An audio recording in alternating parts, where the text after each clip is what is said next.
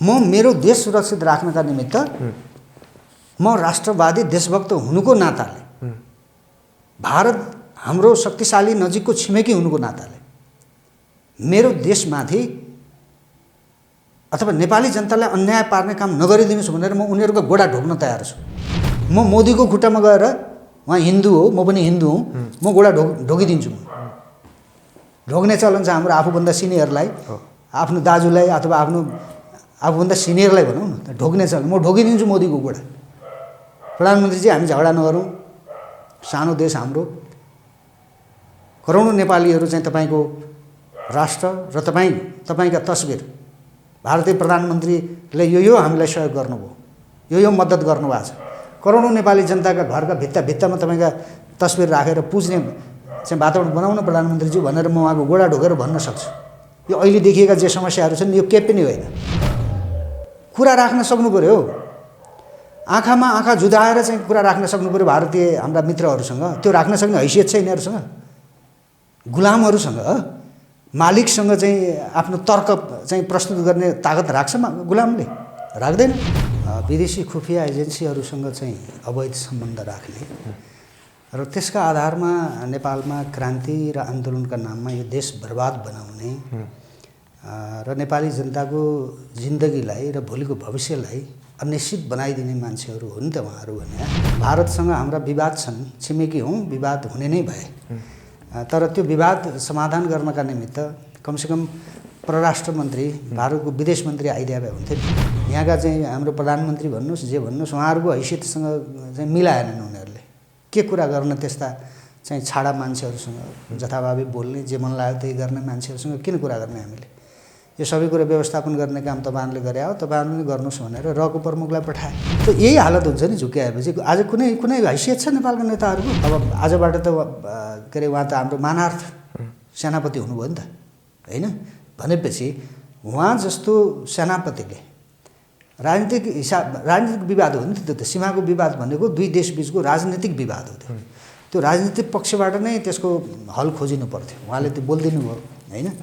अब त्यो किन बोल्नुभयो अब कसरी बोल्नुभयो त्यो बोल्नु मिल्छ कि मिल्दैन त्यो फेरि अर्कै पाटो हो बहसको विषय होला। तर उहाँलाई मानार्थ सेनापतिको रूपमा उहाँलाई चाहिँ दर्जा नै चिन्ह दिएको छ। त्यसो भएको हुनाले हामीले चाहिँ हाम्रो मित्रता छिमेकीको मित्रता छिमेकी हुनुको एक अर्काप्रतिको चाहिँ विवादका विषयहरूलाई समाधान गर्नका निमित्त भारतीय सेनापतिले हाम्रा कुरा सुनिदिनुपर्छ। नेताहरूले त राष्ट्रघात गरे यो देश बर्बाद बनाए विदेशीहरूसँग मिलेर यो देशमा युद्ध गराए प्रतियुद्धमा र युद्धमा कति ठुलो हाम्रो हानि नोक्सानी भयो यो विषयको समीक्षा होस् न। हाम्रो प्रधान सेनापति र भारतीय प्रधान सेनापति नरवणेको बिचमा यो विषयमा छलफल होस् भन्छु। भारतीय सेनाको प्रमुख आएको बेलामा यिनले हिजो युद्ध कालदेखि आन्दोलनदेखि चाहिँदा नचाहिँदा काम गरेर यो देशलाई कमजोर बनाउने र नेपाली जनतालाई भारत विरोधी बनाउने काम त नेपालका नेताहरूबाट भइराखेको छ नि होइन। राष्ट्रवादी पल्टिने जनतालाई चाहिँ भारतको विरोधी बनाउने आफू चाहिँ रका प्रमुखलाई बोलाएर खुसीको वार्ता गर्ने यस्ता राष्ट्रिय चाहिँ चरित्र भएका मान्छेहरूलाई राष्ट्रवादी भन्यौँ हामीले। यो त दुर्भाग्य हो नि त नेपालीहरूको बुझाइको कमी हो। हाम्रा विवादहरू के छन् सीमा सम्बन्धीका विवाद अन्य के विवादहरू छन् ती विवादहरू एउटा टेबलमा बसेर सल्ट्याउँ। रका प्रमुखले पनि यो कुरा सुन्नुपर्छ क्या हाम्रो कुरा। उहाँहरूले नेपाली जनताको हितका लागि गरेको हो भने नेपाली जनता किन चाहिँ भारतको विरोध गर्दैछन् आज। रोटी बेटीको सम्बन्ध छ भन्ने अनि चाहिँ हाम्रै घाँटी थिच्ने त्यो पनि आफ्ना दलालहरू मार्फत।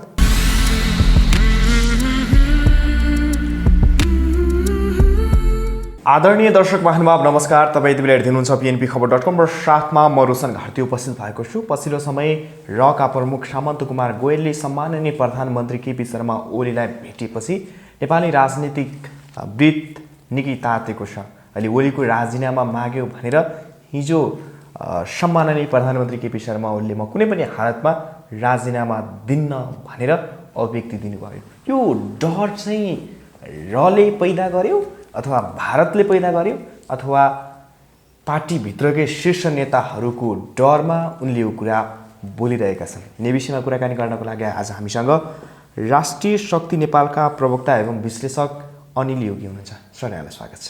धन्यवाद तपाईँलाई।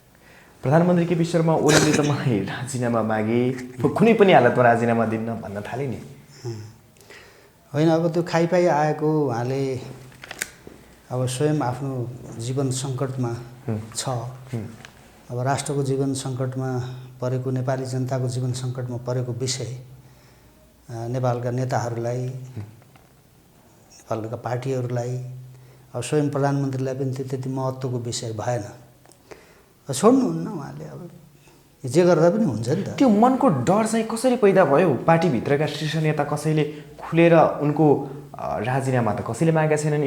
स्थायी समितिको बैठक पछाडि जुन प्रकारले सहमति भयो, त्यो सहमति भङ्ग गरेर प्रधानमन्त्रीले मन्त्री पुनर्गठन गर्ने बेलामा पनि स्वयं एक्लैले निर्णय गरे। राजदूत नियुक्ति गर्नेमा बेला होस् अथवा अन्य थुप्रै बेलामा पार्टीको निर्णय मान्दैन भनेर अगाडि बढे। त्यस कारणले गर्दा त्यो विवाद सिर्जना भएको। तर राजीनामा चाहिँ कसले माग्यो भन्ने कुरा आयो नि। होइन, यो कस्तो भने अपारदर्शी तरिकाले राजनीतिक चाहिँ पार्टीहरू सञ्चालन गर्ने, विदेशी खुफिया एजेन्सीहरूसँग चाहिँ अवैध सम्बन्ध राख्ने र त्यसका आधारमा नेपालमा क्रान्ति र आन्दोलनका नाममा यो देश बर्बाद बनाउने र नेपाली जनताको जिन्दगीलाई र भोलिको भविष्यलाई अनिश्चित बनाइदिने मान्छेहरू हो नि त उहाँहरू भने। उहाँहरूले गरेका यो 20-25 वर्षका कर्मलाई हेर्दाखेरि उहाँहरूले यो देशलाई त निकै ठुलो एउटा अप्ठ्यारो भड्खालोमा पार्नु भएको छ नि। देशको भविष्य अनिश्चित भयो नि त, होइन? अब हिजो कुनै समय यस्तो थियो कि कुनै विदेशी पाहुना आउँदाखेरि, स्तरीय पाहुना आउने, हाम्रो राष्ट्रको शासकको पोजिसन के हो त्यही पोजिसनलाई मेन्टेन गर्ने गरिकन आउने र हामीले पनि जस्तो सुकै पाहुना आएपछि उहाँहरूको स्वागत गर्ने, यो अतिथि देवो भव भन्ने जुन हाम्रो संस्कार हो, अब त्यो संस्कार त पुरै ध्वस्त बनाउनु भयो नि त उहाँहरूले। यहाँ कोही पाहुना आउँदाखेरि शत्रु नै आयो भने पनि घरमा त त्यसलाई त बास दिने हो नि, त्यसलाई घाँस बास दिने, सुरक्षा दिने, त्यो त हाम्रो कल्चर हो नि, हाम्रो स्वभाव अथवा हाम्रो संस्कार हो नि त्यो। अब अहिले भारतीय गुप्तचर संस्थाका प्रमुख आउँदाखेरि पनि मान्छेले गालीगलोज गरे, होइन? अब गुप्तचर भनिएको छ, गुप्तचरको प्रमुख भनेको गुप्त ढङ्गले आउने जाने हो, होइन? सायद त्यो दुई राज्यबीचको समन्वयको आधारमा उहाँ आएको भने त हल्ला हुन नपर्ने, आएर भेटेर गएको कुरा कसैलाई थाहा नभए पनि हुन्थ्यो नि। त्यो हो हल्ला गरे, होइन? यी नेताहरूले नै गरेको हो नि त्यो काम त। त्यो भयो। अब अरू अन्य कारणले विविध तपाईँको यो जनताले राज्यबाट पाउनुपर्ने अथवा जनताले यो राज्य हाम्रो राज्य हो र यो राज्यले हाम्रा लागि काम गरिराखेको छ भन्ने कुरा त उहाँहरूले त्यो प्रत्याभूति गराउनु भयो नेपाली जनतालाई। त त्यो कारणले मुलुकको भविष्य अनिश्चित छ र नेपाली जनताको, नेपाली जातिको पनि भविष्य अनिश्चित छ। तपाईँले भने जस्तै पोर्टफोलियो मिलेन, एउटा सहसचिव लेभलको मान्छेले एउटा सार्वभौम सत्ता मुलुकको प्रधानमन्त्रीलाई सिधै त्यो पनि मध्यरातमा भेटे र दोस्रो कुरा चाहिँ गुप्तचर संस्थाको प्रमुखलाई प्रधानमन्त्री कार्यालयमा परराष्ट्र मन्त्रालयबाट कुनै पनि व्यक्ति खटाइएको छैन, के कुरा गरे भन्ने कुरा बाहिर नआएकोले उनको खुबै विरोध भएको छ। त्यही मैले तपाईँलाई भने नि, अपारदर्शी शासकहरू भएपछि यस्तै हुन्छ। यिनीहरूको हैसियत अनुसारको मान्छे नै हो उहाँ आएको चाहिँ। हाम्रो राष्ट्रको चाहिँ हैसियत अनुसार अथवा हाम्रो प्रधानमन्त्री हैसियतको भइदिएको भए, हैसियतमा उहाँहरू बसेको भए, पार्टीका नेताहरू आफ्नो हैसियत उनीहरूले जोगाउन बचाउन सकेको भए हैसियतकै मान्छे आउँदा हुने त उताबाट, होइन? त्यो भएर रको प्रमुख अथवा यो जे जति परिवर्तनमा नेपालका राजनीतिक व्यवस्था परिवर्तनमा यी नेताहरूलाई उचालेर तल सडकबाट माथि त्यहाँ पुगाउने काममा त भारतीय खुफिया एजेन्सी लगायत विदेशी खुफिया एजेन्सीहरूले काम गर्छन् नि नेपालमा त। त्यसो भएको हुनाले यो नेताहरूको हैसियत अनुसार ठिकै हो उहाँ आउनुभएको, तर हाम्रो राष्ट्रको चाहिँ अपमान भयो, हाम्रो राष्ट्रलाई कमजोर बनाइयो, होइन? भारतसँग हाम्रा विवाद छन्, छिमेकी हौँ, विवाद हुने नै भए, तर त्यो विवाद समाधान गर्नका निमित्त कमसेकम परराष्ट्र मन्त्री, भारतको विदेश मन्त्री आइदिए भए हुन्थ्यो नि, होइन? त त्यो यो सबै कुरा भारतीय नेताहरूले भारतको राजनीतिक नेतृत्वले के बुझ्यो एकाथरी विश्लेषकले भनिरहेका छन् भारतसँग संवादहीन भएको बेलामा संवाद हुनु त्यो राम्रो पक्ष हो र अर्का थरीले भनेका छन् यो कूटनीतिक पहल मार्फत हुनुपर्ने राजनीतिक तवरबाट हुनुपर्ने यो भेटवार्ता यो चाहिँ भएन भनेर अर्का थरीले भनिरहेछन्। त राजनीतिक तवरबाट छलफल संवाद गर्नका निमित्त विवादहरूलाई समाधान गर्नका निमित्त यताका हाम्रा शासकहरू हाम्रा नेताहरूको राजनीतिक हैसियत हुनु पर्यो नि। जसले यो यिनीहरूलाई यो हैसियतमा पुगाएको छ उसले यिनीहरूको हैसियतको के मतलब भयो उनीहरूलाई होइन। मैले भन्नु खोजेको के भने यो देशका नेताहरूले हाम्रो राष्ट्रको हैसियत नै चाहिँ समाप्त पारिदिए क्या। एउटा अलग एउटा स्वतन्त्र राष्ट्र भारत आजको भारत चाहिँ नबन्दा पनि यो राष्ट्र त थियो नि, नेपाल त थियो नि त।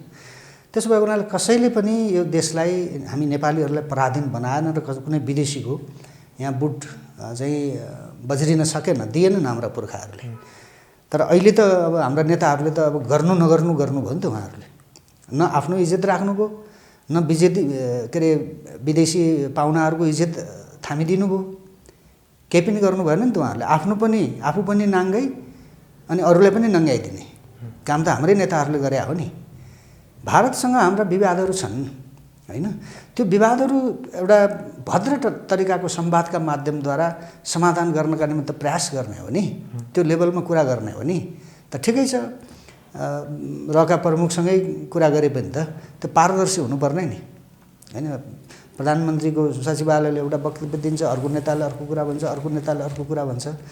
अब यो चाहिँ के भने नेपालको राजनीतिक व्यवस्था र यो व्यवस्था हाँक्ने नेताहरू स्वयं चाहिँ भारतको शासक वर्गसँग को सम्बन्ध यिनीहरूको विच्छेद भएको र भारतीय चाहिँ नेताहरूले भारतका अहिलेको सत्तासीन पार्टी बिजेपीले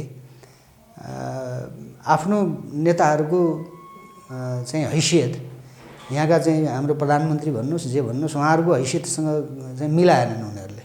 के कुरा गर्न त्यस्ता चाहिँ छाडा मान्छेहरूसँग जथाभावी बोल्ने, जे मन लाग्यो त्यही गर्ने मान्छेहरूसँग किन कुरा गर्ने हामीले?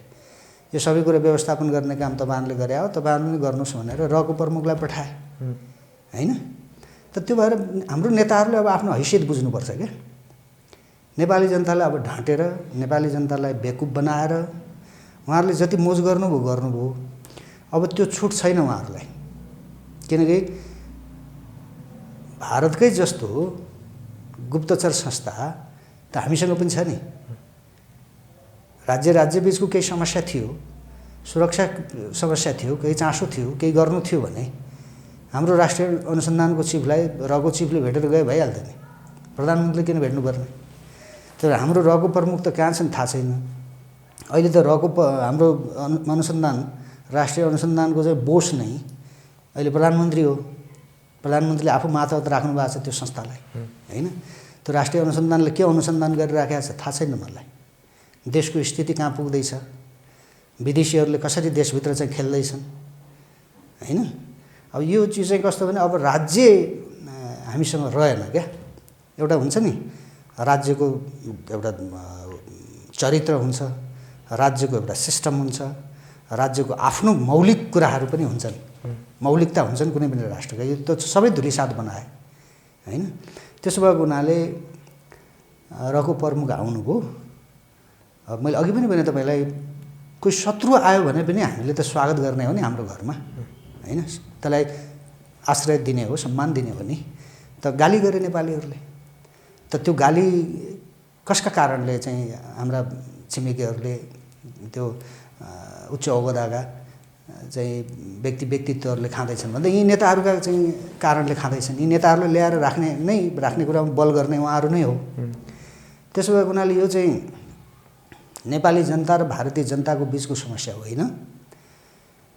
भारतीय शासक वर्ग र विशेष गरी भारतीय खुफिया एजेन्सी रले जुन ढङ्गले नेपालका राजनीतिक पार्टीहरूलाई, नेताहरूलाई नचाहिँदो तरिकाले चाहिँ उनीहरूलाई चाहिँ मद्दत गर्ने र यो राष्ट्र कमजोर बनाउने कुरामा उहाँहरूले भूमिका खेल्नुभयो। त्यस बारेमा उहाँहरूले पश्चाताप गर्नुपर्छ। हामी जस्तो एउटा असल मित्रलाई हाम्रो त कुनै त्यो देश दुईटा हो हाम्रो, होइन? तर धार्मिक हिसाबले, सांस्कृतिक हिसाबले, हरेक हिसाबले त एउटै छ नि। कुनै सीमामा हाम्रो तपाईँको पासपोर्ट सिस्टम लागु छैन। भारतीयहरू, लाखौँ भारतीय दाजुभाइ दिदीबहिनीहरू यहाँ आएर बस्नु भएको छ। लाखौँ नेपालीहरू भारतमा गएर बस्नु भएको छ। यो त कहीँ पनि हुँदैन क्या यस्तो, कुनै पनि राष्ट्रमा छैन यस्तो। त्यो यो भारत र नेपालका बिचमा छ। त हामीलाई हाम्रो तरिकाले, हाम्रा विवेकका आधारमा चल्न किन नदिएको उहाँहरूले? अब यो त हामी एउटा राष्ट्रवादी हुनुको नाताले, देशभक्त नेपाली हुनुको नाताले र भारतका असल मित्र हुनुको नाताले भन्दैछौँ हामी यो कुरा।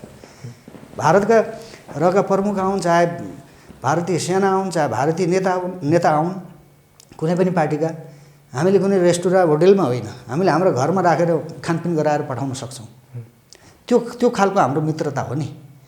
तर यो नेताहरूलाई गलत चाहिँ चरित्र र चिन्तन बोकेका नेताहरूलाई उहाँहरूले बोकेर जसरी चाहिँ यो देशलाई चाहिँ, यो देशको स्थायी राजनीतिक संरचना र संस्थाहरूलाई उहाँहरूले कमजोर बनाउनु भयो, त्यो काममा नचाहिँदो भूमिका उहाँहरूले जुन खेल्नुभयो, त्यसप्रति हाम्रो आपत्ति हो। त्यो नगरिदिए हुन्थ्यो भन्ने हो, होइन?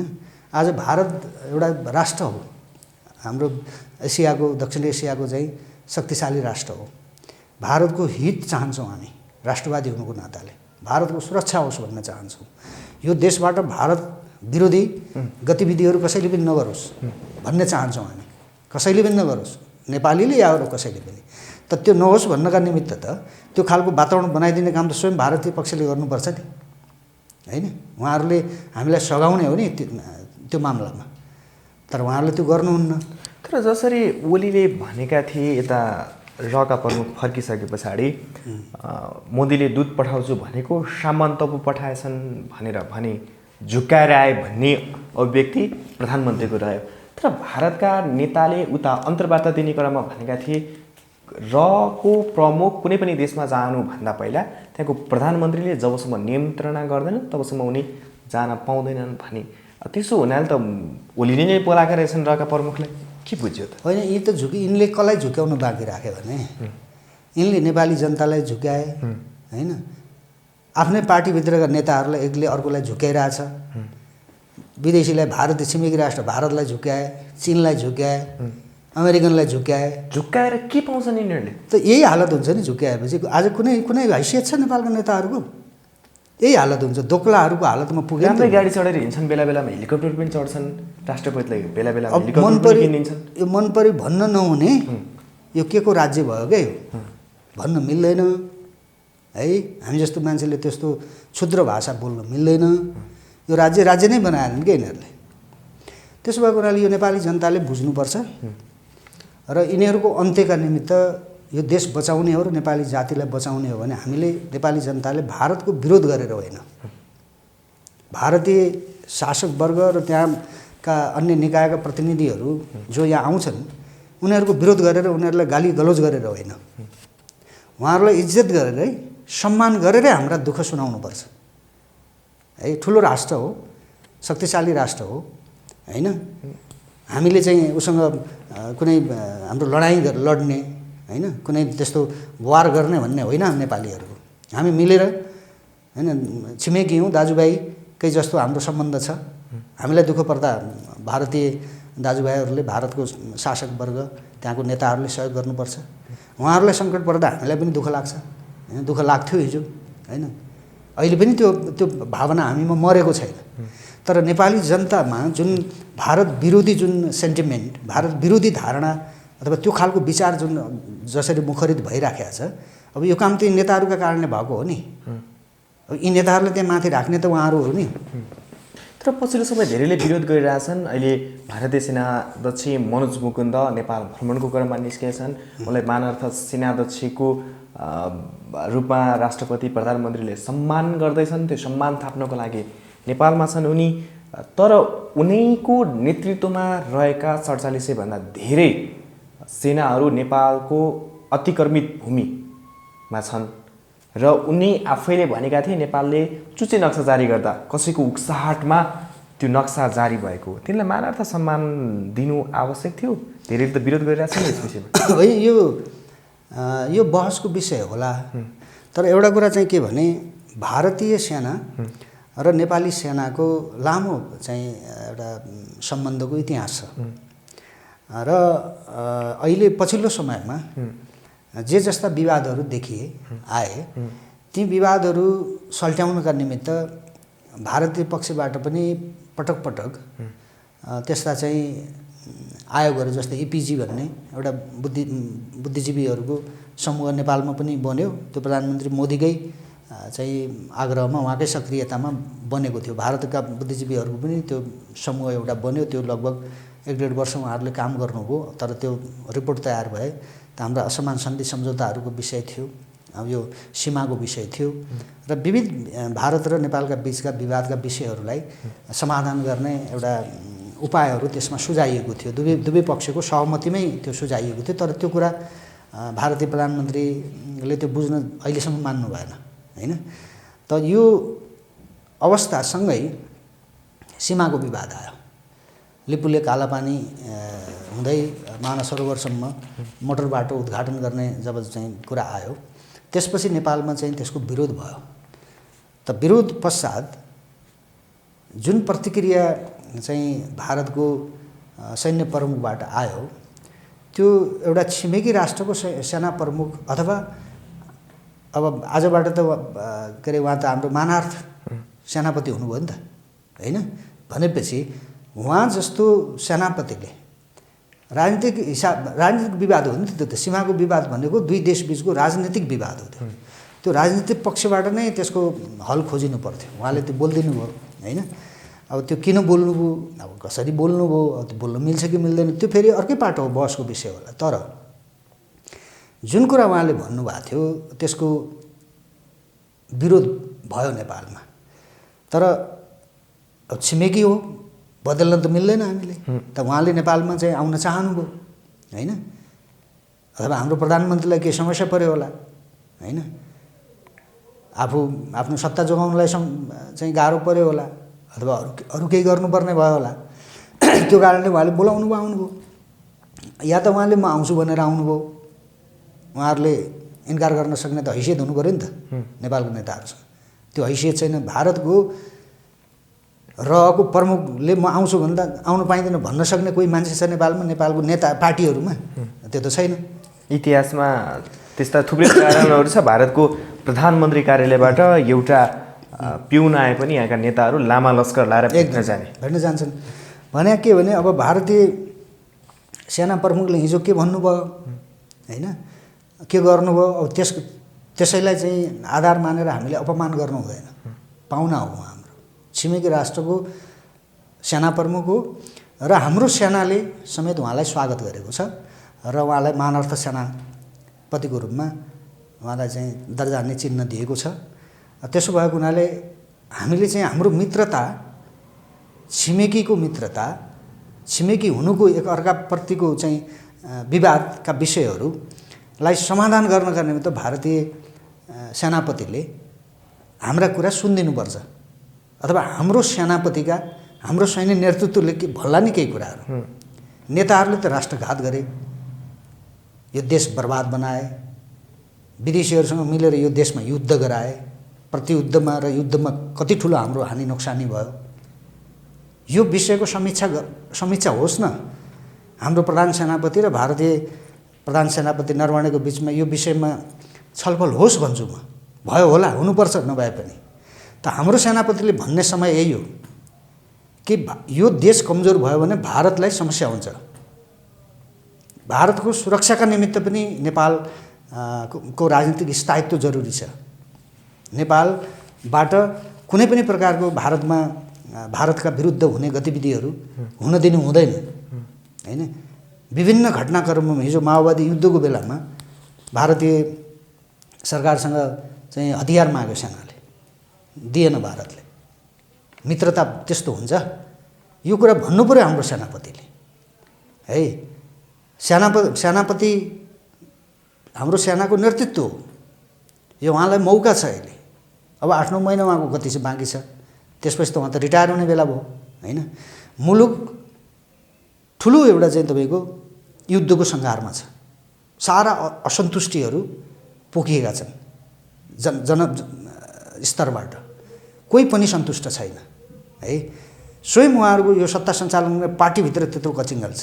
त यस्ता मान्छेहरूको हातमा देश छोडिराखेर हैन यत्रो चाहिँ भारतीय सेनाको प्रमुख आएको बेलामा यिनले हिजो युद्ध कालदेखि आन्दोलनदेखि चाहिँदा नचाहिँदा काम गरेर यो देशलाई कमजोर बनाउने र नेपाली जनतालाई भारत विरोधी बनाउने काम त नेपालका नेताहरूबाट भइराखेको छ नि हैन। राष्ट्रवादी पल्टिने, जनतालाई चाहिँ भारतको विरोधी बनाउने, आफू चाहिँ रका प्रमुखलाई बोलाएर खुसीको वार्ता गर्ने यस्ता राष्ट्रिय चाहिँ चरित्र भएका मान्छेहरूलाई राष्ट्रवादी भन्यौँ हामीले। यो त दुर्भाग्य हो नि त, नेपालीहरूको बुझाइको कमी हो यो। त्यसो भएर हाम्रो सेना प्रमुखले अथवा हाम्रो सैन्य नेतृत्वले हाम्रा सेनाका चाहिँ उच्च अधिकारीहरूले यो स्पष्ट रूपमा भन्नु पर्यो। यो यो यो यो तरिकाले हाम्रो दुई राष्ट्रबीचको सम्बन्ध राम्रो हुँदैन। यसमा चाहिँ रिथिङ गरौँ। अब नेपालको स्थिति बिग्रियो भने यी नेताहरूले गर्दाखेरि अरू थप एउटा द्वन्द्वमा अथवा राष्ट्रबीचको अरू थप जटिल समस्याहरू उत्पन्न हुन सक्छन्।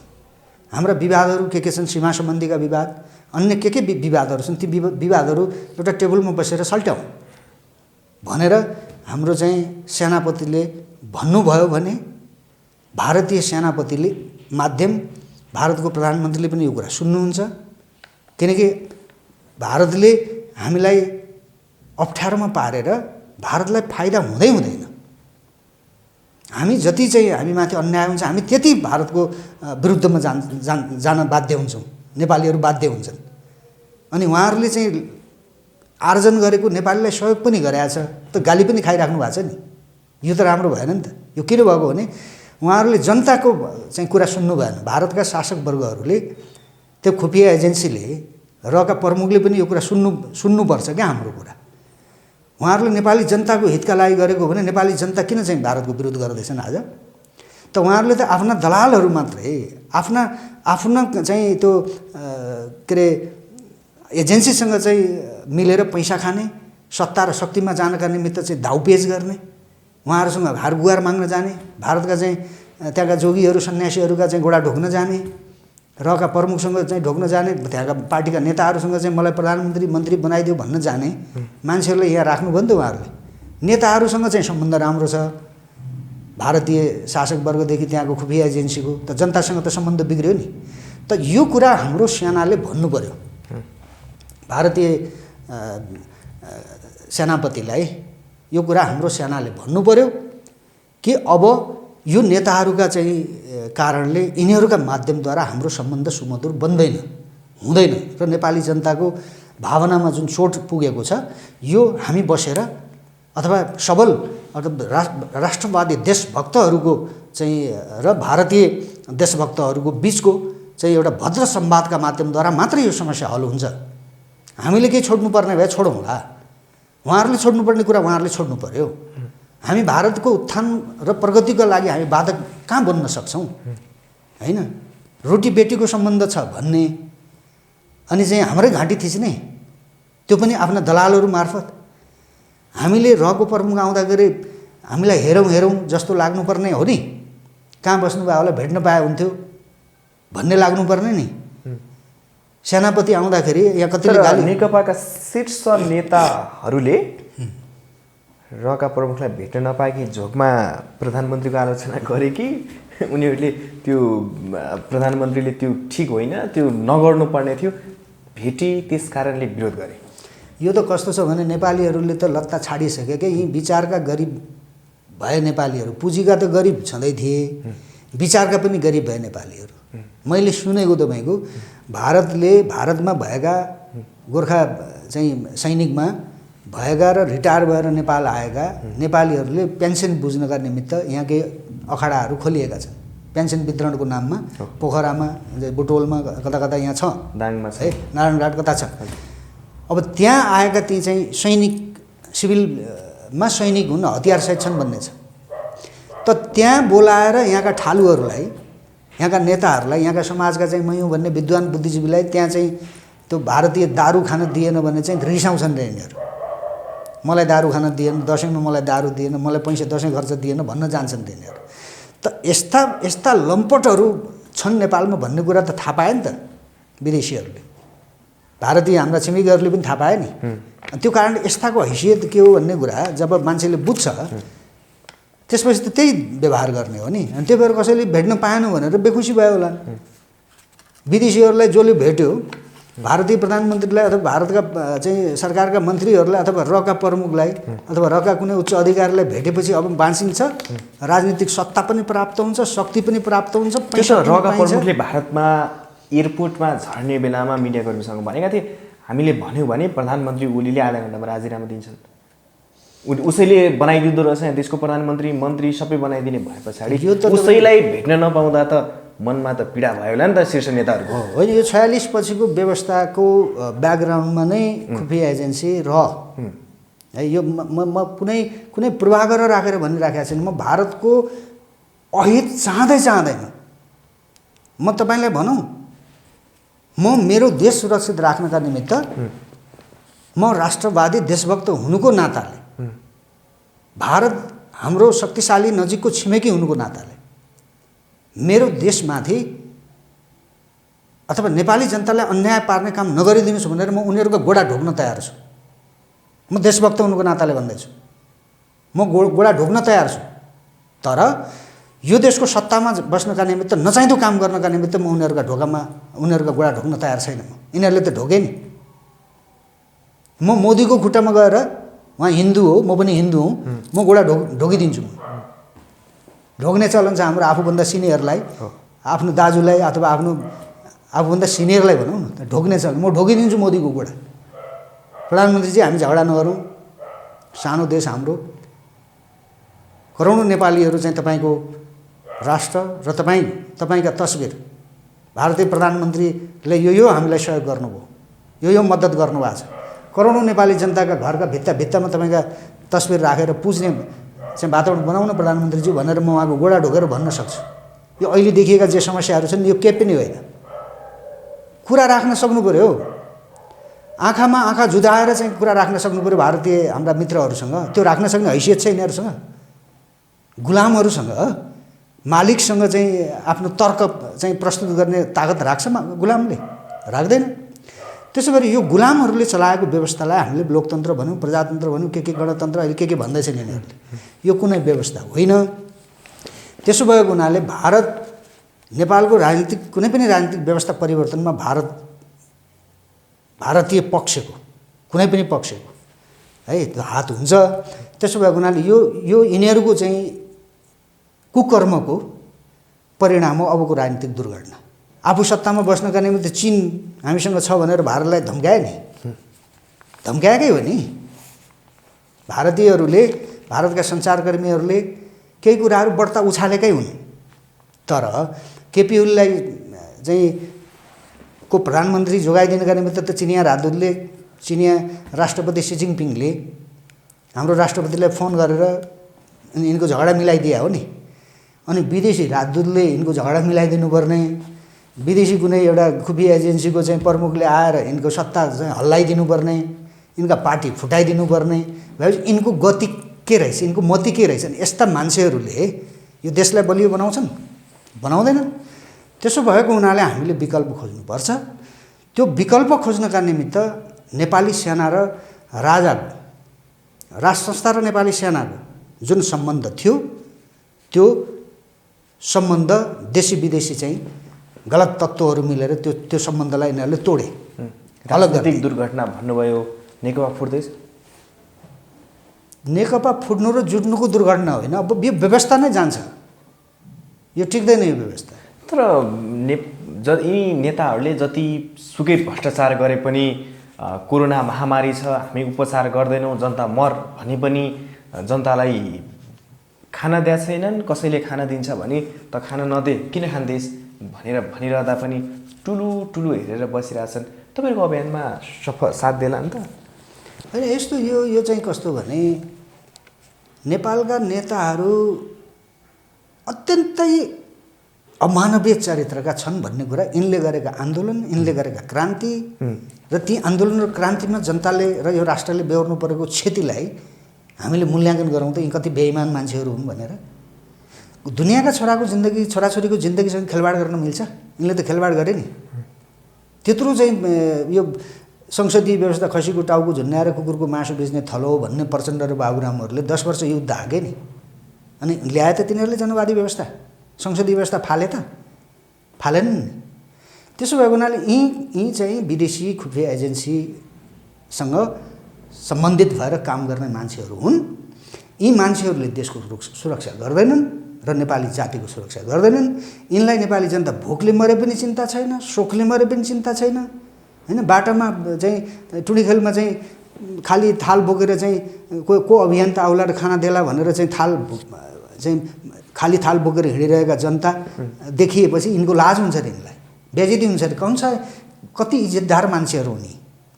आफ्नो दुनियाँ भोकले मर्दा पनि, शोकले आत्महत्या गरेर मर्दा पनि, रोगले उपचार गर्ने तपाईँको हिजो मात्रै मेरो एकजना रिलेटिभ हैन बिरामी भए श्वास प्रश्वासको समस्या थियो। काठमाडौँका सबै अस्पतालमा चाहिँ घुमाउँदाखेरि पनि कहीँ राख्ने ठाउँ भएन, लास्ट बिएनबीमा राखियो। त बिएनबीमा चाहिँ 3 लाख रुपियाँ डिपोजिट गर्नुपर्ने भयो, सम्भव भएन र त्यहाँबाट पाटनमा तानेर पाटन अस्पतालमा आज राखेको छु। यो यिनले कस्तो शासन चलाएको, के शासन चलाएको, को हुने? एउटा विदेशी खुफिया एजेन्सीको प्रमुखसँग पनि चाहिँ आफ्नो हैसियत मेन्टेन गर्न नसक्ने, हामीलाई झुक्क्यायो भन्ने यस्ता मान्छेहरू पनि शासन गर्न, यो राष्ट्र हाँक्न योग्य छन् भनेर पत्याउँछ नेपाली जनताले, पत्याउने हामीले। तपाईँले इज्जत छैन भन्नुभयो, 18 करोडको हेलिकप्टर चढ्छन्, करोडौँको गलैँचामा हिँड्छन्, इज्जत नभएर हो र? अहिले डाकुहरूले ज्यानमाराहरूले पनि ठुल्ठुला चाहिँ साधन स्रोतहरू संसारमा उपयोग गरेका छन्। ओसामा बिन लादेनसँग के थिएन? ट्विन टावर हान्ने प्लेन थियो नि उसँग, के भयो उसको? मृत्यु भएन? त्यहाँ तालिबानीहरूसँग के थियो? फाइटर प्लेनहरू थिए त्यहाँको गभर्मेन्टसँग लड्ने, तालिबानीहरूसँग। कहाँ गए त्यो तालिबानीहरू? त्यो साधन स्रोत चाहिँ उपभोग गर्यो भन्दैमा त्यो बडा योग्य छ, त्यो बडा विद्वान छ, त्यो बडा गजबको चाहिँ प्राणी हो, त्यो भन्न मिल्दैन। यो नेपाली जनताका कमजोरीले र यो विदेशीहरूको, विशेष गरी भारतीय शासक वर्ग, यो नमिठो सुनिएला है। म क्षमा चाहन्छु ती मित्रहरूसँग, उहाँहरूले गलत भूमिका खेलेको हुनाले यिनीहरूले अस्वाभाविक ठाँटको जीवन बाँच्ने परिस्थिति त्यो विदेशीहरूले मिलाइदिएको। सोझा नेपाली जनताको मतलाई यिनीहरूले चाहिँ दुरुपयोग गरेर यिनले कुशासन चलाए, भ्रष्टाचार गरे, विदेशीहरूसँग, छिमेकीहरूसँग नचाहिँदो झगडा गरे। हामीले किन आज छिमेकी राष्ट्र चीन र भारतको बारेमा चाहिँ हामीले बहस गर्नु, हाम्रो देशको बारेमा बहस गर्नुपर्ने बेला हो नि यो? यिनले त कहाँ पुगाए हामीलाई भन्नुहोस् त?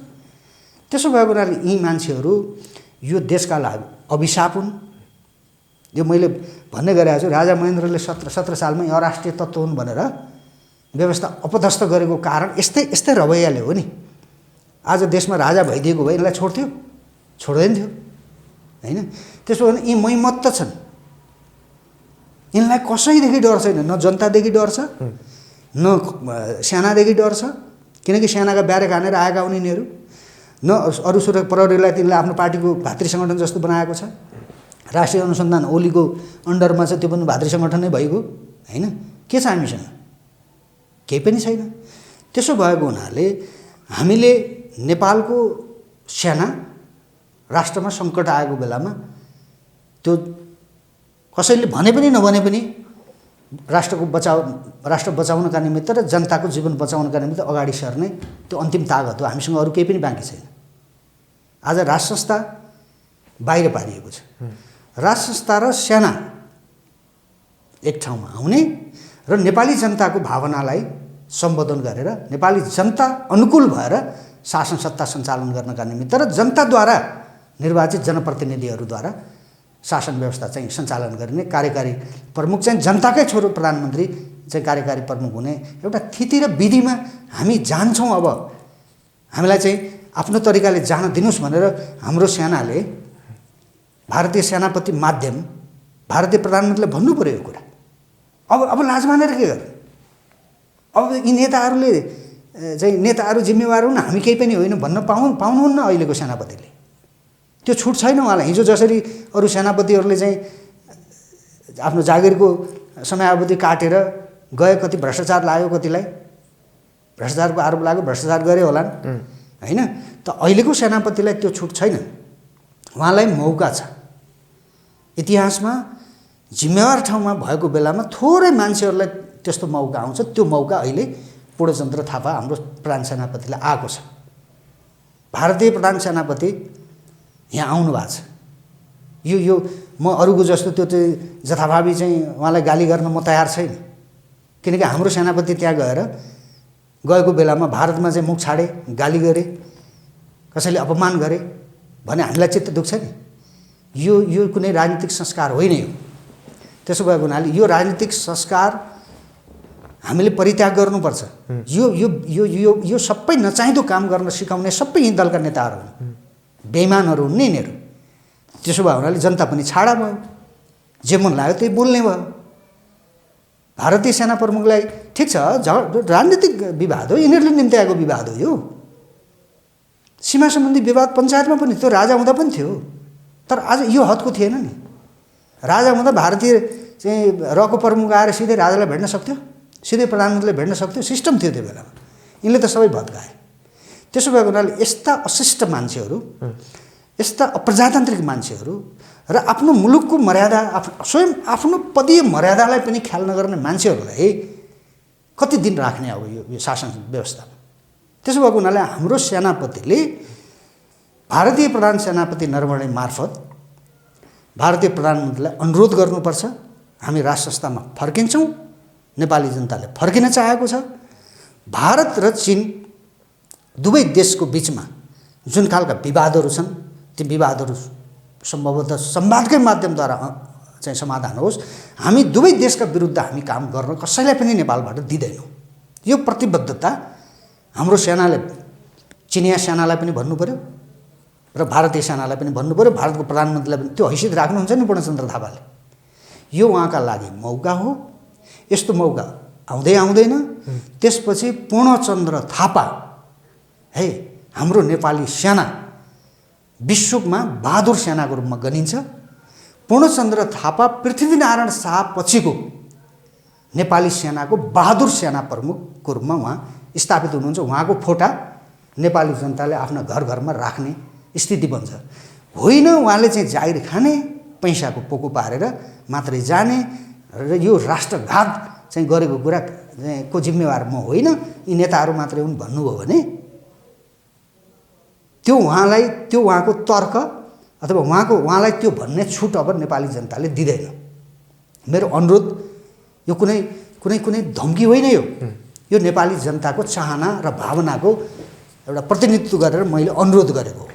भनेको अहिले प्रचण्ड पछिका प्रचण्ड, माधव कुमार नेपाल, झलनाथ खनाल, शेरबहादुर देउवा यिनी कुनै पनि यो देशको मुलुकको प्रधानमन्त्री भएर यो देशले निकास पाउँदैन, सम्भवै छैन। यिनले त समस्या ल्याए नि त। शेरबहादुर देउवाको पालामा युद्ध भयो, त्यसपछि गिरिजाप्रसाद आए, उनले मार्नुसम्म मारे माओवादीलाई, माओवादीको नाममा नेपालीलाई मारे। स्याना मागेका थिए, माओवादी सिद्ध्याउनु पऱ्यो, प्रचण्डहरूको होलेरीमा बैठकमा छन्, सिद्ध्याउँछु, मलाई स्याना चाहियो भनेर राजासँग मागे। आफ्नो जनतालाई किन मार्ने भनेर स्याना दिएनन् राजाले है। अब तिनै राजालाई मारिदिए यिनीहरूले, देशी विदेशीहरू मिलेर मारे हो नि। आज कसले मारे? यिनीहरू सत्तामा छन्, किन छानबिन गर्दैन? बेइमानहरू हुन् नि, त्यो भएर यिनीहरू खुफिया एजेन्सीका दलाल हुन्, गोटी हुन् भन्ने कारण त्यो हो।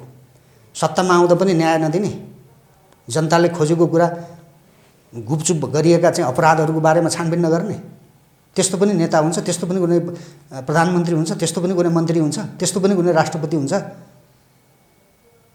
राष्ट्रपति हुनुहुन्छ हाम्रो, उहाँको चाहिँ श्रीमान म आदरणीय नेता भन्छु, उहाँलाई कसले मारे? उहाँले छानबिन गर्नु पर्दैन? यो बसी खाने शासक पनि कहीँ शासक हुन्छ। त्यो त्यसले मुलुकको रक्षा गर्छ, त्यसले न्याय दिन्छ, त्यसले शान्ति सुव्यवस्था कायम गर्छ समाजमा, त्यसले अपराधलाई रोक्न सक्छ, अपराधीहरूमाथि कठोरतापूर्वक कारबाही गर्न सक्छ। त्यो सक्दैन। त्यो कसले सक्छ त भन्दाखेरि जो स्वयं आफै अपराध गर्दैन त्यसले अपराध गरेको सहँदैन। जो आफै अपराधी हुन्छन् तिनले अपराध के हो निरपराध के हो तिनीहरूको त्यो दिमागमै हुँदैन। हामीले भोट दिएर सत्तामा पुर्यायौँ, ती सत्तामा चाहिँ हामीले कहिलेकाहीँ ग्यास्ट्रिक भयो भने विदेश घुम्न जान, राम्रो राम्रो गाडी चढ्न, प्लेन चढ्न, त्यतिको लागि मात्र रहेछ होइन? त्यो रमाइलो गरे यिनीहरूले। दुर्भाग्य हो नेपाली जनताको, यो राष्ट्रको दुर्भाग्य हो, नेपाली जनताको दुर्भाग्य हो। यिनीहरूलाई यी परिवर्तनका संवाहक हुन्, यी प्रजातन्त्रवादी हुन्, यिनले हाम्रो हितका लागि काम गर्दछन् भन्ने कुरा जुन भ्रम नेपाली जनतामा थियो त्यो भ्रम अब तोडियो। यी मान्छे हाम्रा होइन नि, हामीले भेट्न सकिँदैन यिनलाई, जनताले भेट्न सकिँदैन यिनलाई। विदेशी खुफिया एजेन्सीका मान्छेहरू आयो भने जति बेला पनि राति 12 बजे भने पनि खोलिदिन्छन् ढोका। त यस्ता मान्छेहरूलाई हाम्रा भन्न मिल्छ? त्यसो भएको हुनाले यी हाम्रा मान्छे होइनन्। यिनीहरूका पार्टी सञ्चालन पनि विदेशीहरूको पैसामा भएको छ, यिनीहरूको जीवन पनि विदेशीले बचाइदिएका छन्। त विदेशीले अब यिनीहरूलाई चाहिँ बोक्न छाडिदिनु पर्यो। विशेष गरी म भारतीय चाहिँ अहिलेको बिजेपीको सरकार, बिजेपीका नेताहरू र भारतीय खुफिया एजेन्सी है र यो भारतीय सेना प्रमुख चाहिँ यहीँ हुनुहुन्छ, अब भोलि कहिले फर्किनु होला। म पिएनपी मिडिया मार्फत म सबैलाई अनुरोध गर्छु, नेपालीलाई असल मित्रको व्यवहार गर्नुहोस्। हामी भारत शक्तिशाली भएको हेर्न चाहन्छौँ। भारतको चौकीदारी गरिरहेका छन् नेपालीहरूले है। हामी आफ्नो देश बलियो बनाएर भारतका विरुद्ध कुनै पनि अपराध यो देशबाट गर्न नदिने। यदि कोही छन् भने तिनीहरूलाई सफाया गर्न गरिकन राष्ट्रवादीहरूले, देशभक्तहरूले शासन हाँक्ने हैसियत राख्छन्, त्यो विवेक राख्छौँ हामी। हामीलाई चाहिँ साथ दिनुहोस्, हामीलाई आफ्नो तरिकाले चल्न दिनुहोस्। साथ भनेकै त्यही हो, अरू केही गर्नु पर्दैन। हामीलाई हाम्रा विवेकका आधारमा चल्न दिनुहोस्। नेपालको सेना कमजोर नबनाइदिनुहोस्। नेपालको राष्ट्र संस्थालाई चाहिँ बाहिर पार्ने चाहिँ नचाहिँदो काममा तपाईँहरूले मद्दत गर्नुभयो नेपालका पार्टीहरूलाई, त्यसलाई रिथिङ्क गर्नुहोस्। हामी यो देश कसरी हाँक्ने र भारतसँग, भारतीय नेताहरूसँग, भारतका हाम्रा मित्रहरूसँग कस्तो व्यवहार गर्ने भन्ने कुरा हामीले जानेका छौँ। हामी यो अपमान गर्दैनौँ उहाँहरूलाई। आवश्यकताभन्दा बढी हामी त्यो नचाहिँदो काम कसैले कसैका देशका विरुद्ध गर्न पाइँदैन। हामीले भारतका विरुद्ध गर्न पाइन्छ? पाइँदैन। त्यो कुरा बुझ्नु पऱ्यो उहाँहरूले। यही अनुरोध हो। विशेष गरी अनुरोध के हो भने यो मौका हो। यो नेताहरूको हैसियत चाहिँ भारतीय नेताहरूसँग, त्यहाँको सरकार प्रमुख आदरणीय प्रधानमन्त्री मोदीसँग त्यो कुरा राख्ने हैसियत यिनीहरूको नभएको हुनाले र प्रमुख आउनुभयो होइन, के अरे हाम्रो सेनापति आउनुभयो, नरवणे आउनुभयो होइन। त्यसो भएको हुनाले यो हाम्रो सेनाले चाहिँ, हाम्रो अन्तिम शक्ति भनेको यो राष्ट्र अब भोलि युद्धमा गयो भने फस्छौँ हामी। यिनीहरूले त मुलुकलाई त्यहाँ पुगाएका छन् नि नेपालका नेताहरूले, पार्टीहरूले। त्यसो भएको हुनाले सेना प्रमुखले चाहिँ यो देशलाई कन्ट्रोल गर्नका निमित्त, यो देशलाई चाहिँ एउटा स्थितिमा ल्याउनका निमित्त राष्ट्र संस्था, नेपाली सेना र नेपाली जनताको भावना अनुसार नै हामी प्रजातान्त्रिक तरिकाले नै शासन व्यवस्था सञ्चालन गर्नका निमित्त हामी तयार छौँ भनेर भन्नु पऱ्यो नेपाली सेनाले। नेपाली सेनाले गणतन्त्रलाई स्वीकार्यो, राष्ट्र संस्था छोड्यो नि। के को लागि छोडेको? के नेपालको सेना चाहिँ प्रजातन्त्रलाई चाहिँ नमान्दो रहेछ त? यिनले त यो प्रजातन्त्रको नाममा, लोकतन्त्रको नाममा त यिनले त भाँड भैलो गरे नि त। त्यसो भएको हुनाले पनि मुलुकलाई स्थितिमा ल्याउनका निमित्त हाम्रो सेना प्रमुखले महत्त्वपूर्ण भूमिका खेल्न सक्ने सम्भावना चाहिँ अत्याधिक छ। यो मौका हो।